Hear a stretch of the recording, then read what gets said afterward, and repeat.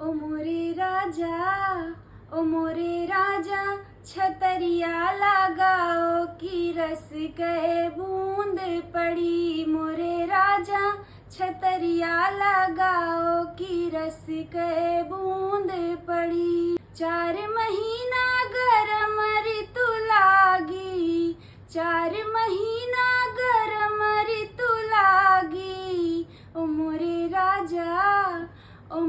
राजा बनिया डोलाओ की रस के बूंद पड़ी। मोरे राजा बनिया डोलाओ की रस के बूंद पड़ी। 4 महीना बरखा ऋतु लागी, 4 महीना बरखा ऋतु लागी। ओ मोरे राजा बखरिया छावाओ की रस के बूंद पड़ी। मोरे राजा बखरिया छावाओ की रस के बूंद